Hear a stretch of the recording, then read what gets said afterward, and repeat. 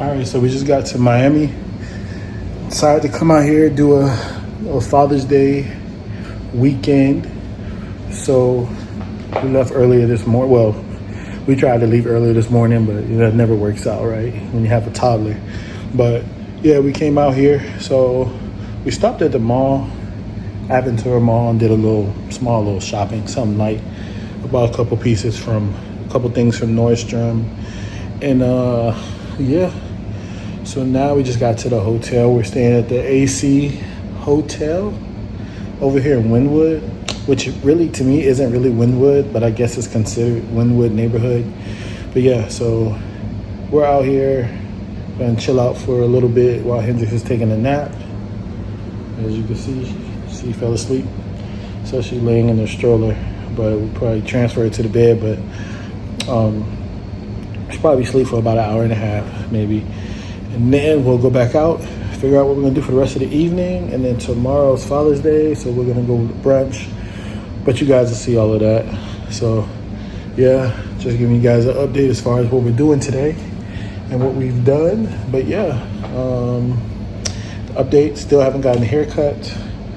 Beard still looking crazy, hair still looking crazy, but I kind of want to braid it. I don't know what I want to do actually, but yeah, it's just my life. But me, I don't know, because it went down, so, but I think that's because of the jewelry. Yeah, that stayed at 43. Oh no, it is additional 40, because it says 43 minus 20% off, so it had to have went on there.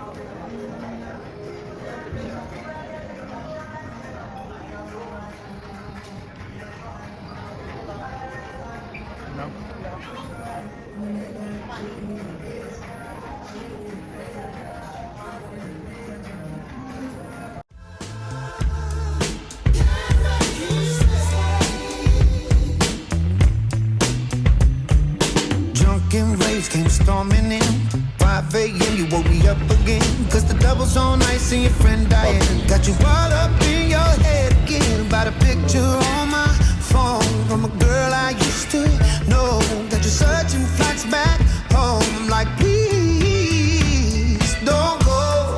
Got my heart rate up real high. vocabulary running low. Out of breath, I keep going and going. Oh no, if I'm a record, then I'm broke. You don't like my song no more. And all I need to know is what more can I say to you, baby? When I'm out of words, you haven't heard if love can't make you stay. It's your play. So tell me what more can I say?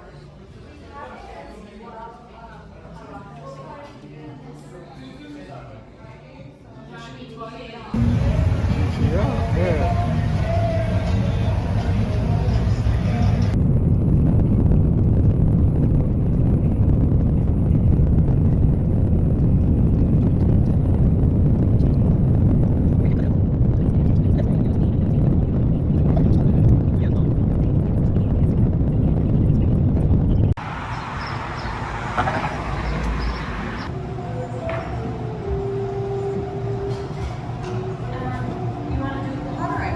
Iced. That's cool. Thank you.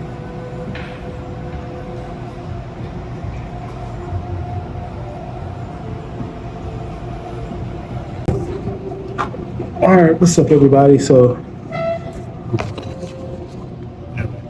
yeah, so we went to Green Street for a brunch where we had our. What did I get? Well, it doesn't really matter, but all in all, it's been a good day. But we're gonna cut it short and head back. Get on this turnpike. Takes about 3.5 hours for us to get back to Orlando. So, plus it looks like Anisha's about to fall asleep, about to take a nap. So yeah.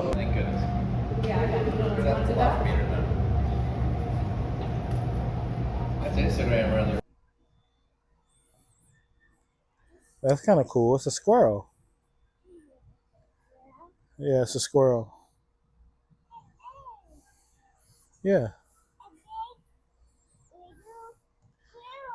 Can you show everybody how you play defense? Defense, defense, defense. That's defense. Put the ball down. Show me. Play defense. Defense. Defense, defense, defense, defense, defense, defense, defense, defense. What are you doing? Shaking?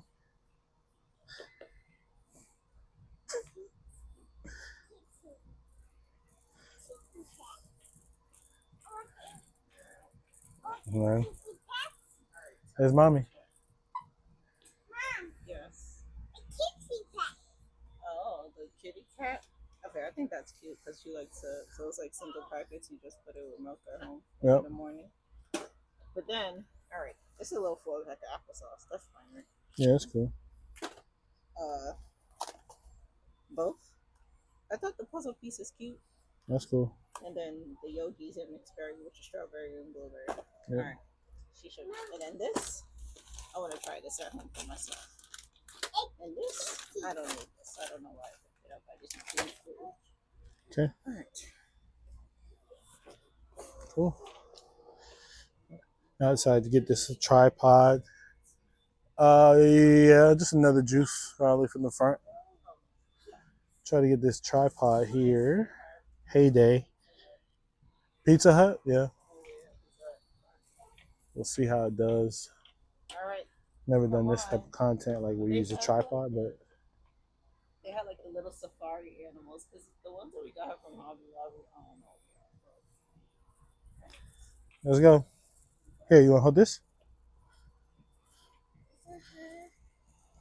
Oh, pick it up. Hold it. 2 hands. Hold it. 2 hands. 2 hands.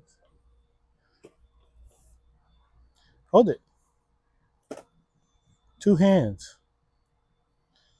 Thank you. Come here. Let's go. Wait. Candace, we gotta go.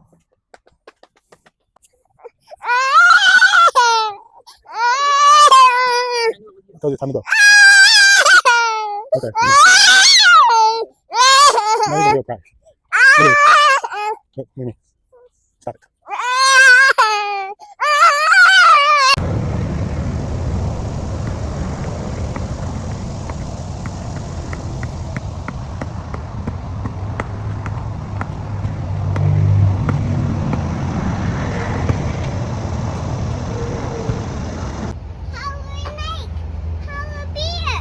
Yeah.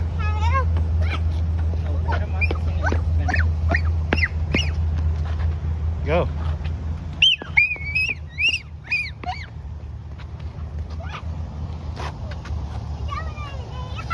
You better come on.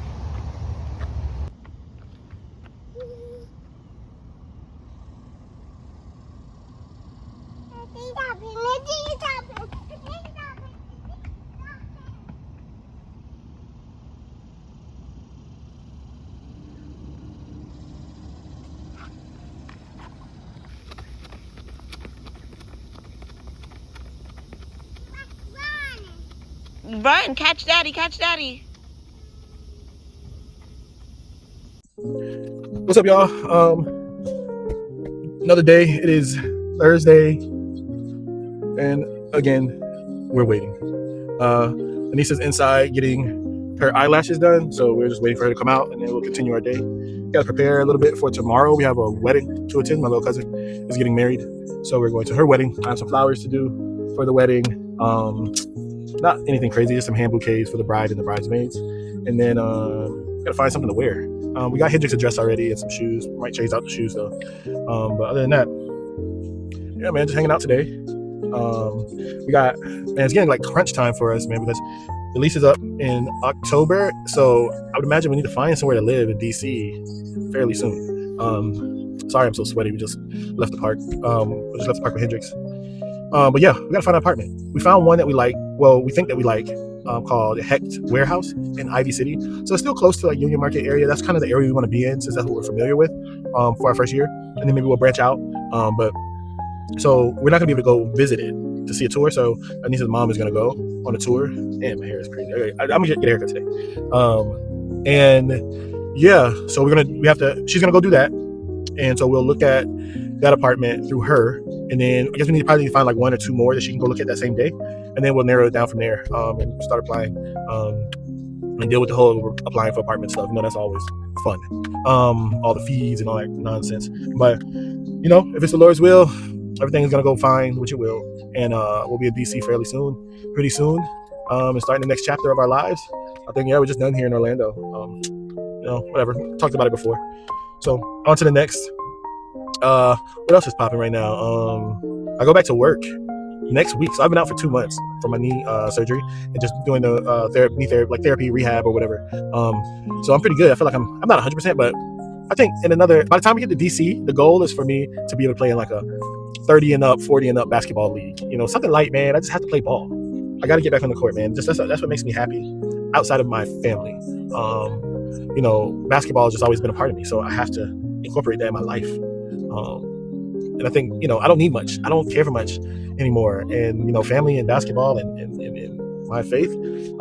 Funny thing is, like, I don't know. I feel like low-key, I have these moments where I feel like I'm being led or pushed to the ministry. Obviously, my mother is a pastor, so I kind of grew up that way. But I don't know. I guess I see it different. And what does that look like for me, right? Like, am I saying I want to be a pastor?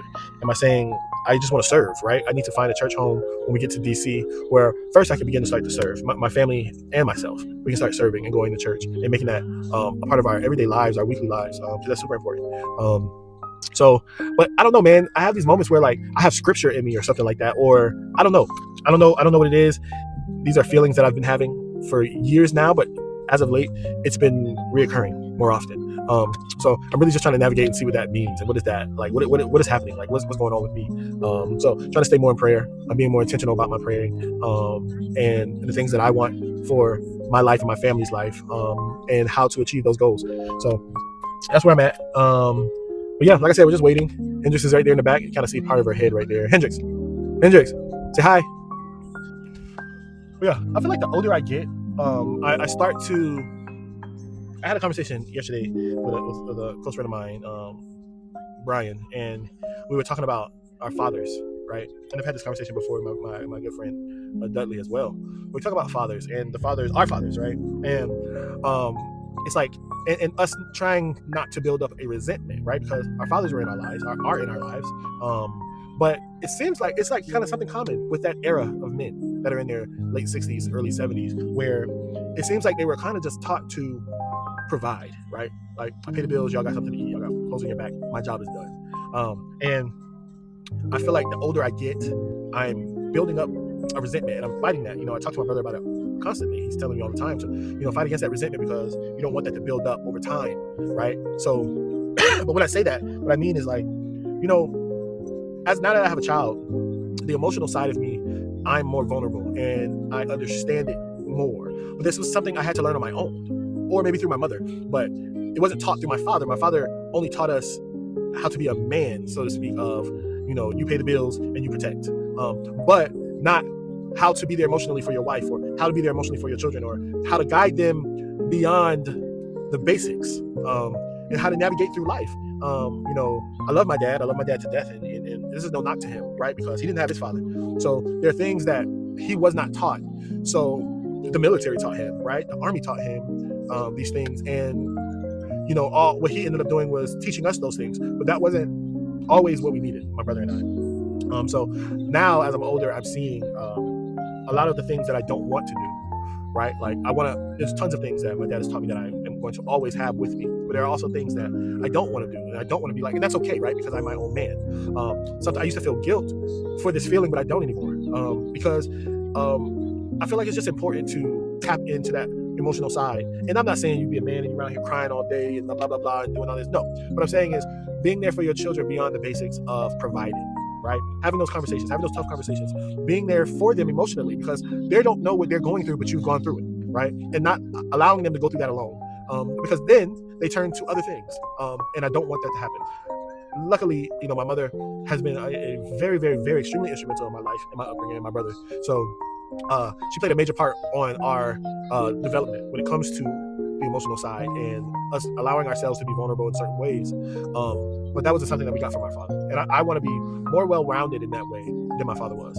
But I do appreciate my dad and for everything that he's done. Until this day, if I needed anything, he'll give me a hard time, but he'll still come through. And I appreciate that. But it's I've been battling also with the fact that this is my family, right?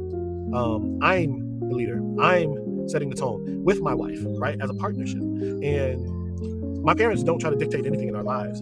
But I think when you don't know certain things, you lean towards your parents in certain ways, and that's good, right? But also understanding that my family is different than the family that they raised, and the requirements are different. It's a new day. Times have changed. So I'm just here, just a guy trying to navigate and get through life the best way I know how for my family. So making these tough decisions, for like leaving Florida, right? Because this is where my parents are, and as they get older, my parents are older than Anissa's parents. So as they get older, naturally you want to be closer, but at the same time, that may not be what's best for my family in this phase right now. And moving away and going somewhere else, right? I feel like my wife and I feel like is the best decision. And also understanding and being aware enough, I don't know if that's a word, but understanding that my wife is not from Florida, right?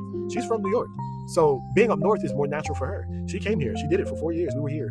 So I think it's only right for her to be able to tap back into not her culture, but tap back into the core of who she is, and that's being up north. And I enjoy being up north, and Hendrix is still young. What you doing? What I teach you? Wagwan. Wagwan. I'll say Wagwan. Wagwan. Miyu. Miu. What you doing? What you doing? Where you about to go? I know, right there. You gotta tell them. Tell them. No. Move it. Move it. Well, I gotta move it. No, don't open it. Watch it. No, don't open it. Watch it. Don't open it. Watch Don't open it. it. Watch it. Don't open it. Watch it. No. Yeah. No. Yes. There's nothing in there for you. Look. Look at this. That's for cleaning. What is that? Contacts. Leave it.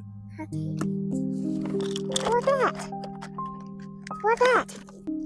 Wipes. Leave it. What that? Air freshener. Leave it. I think mommy's done. We gotta go get mommy. We gotta go get mommy. What's that? Come on, that's lipstick. Okay. What's that? Hand sanitizer. On the hand. Let me see. On. Let me do it.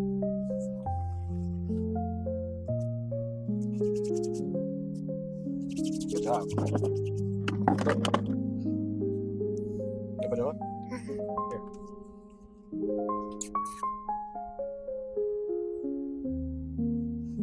Alright, what you do? Like this. Look. Okay. Every morning, before I think about goals, work, or success, I'm reminded of who I'm doing it for. Being a husband and a father has changed the way I define what it means to be a man. My wife and my daughter don't need perfection from me. They need my presence, my consistency, and my willingness to keep growing. They inspire me to be more patient, more disciplined, more compassionate, and more intentional than I was yesterday. Every decision I make carries the weight of a legacy I'm building for my family. I also know I didn't arrive here on my own. The foundation of my life was poured long before I understood its value. My parents sacrificed, taught, corrected, encouraged, and loved me in ways that continue to shape how I move through this world. Their example gave me something steady to stand on. Even as I found my own path, the values they've planted remain the compass I return to. God has taken me places I could have never imagined, from basketball courts across the world to entrepreneurship, and now creating a life centered around faith and family. Every chapter has carried a lesson. Some seasons brought victories, others brought disappointment, uncertainty, and the need to start over.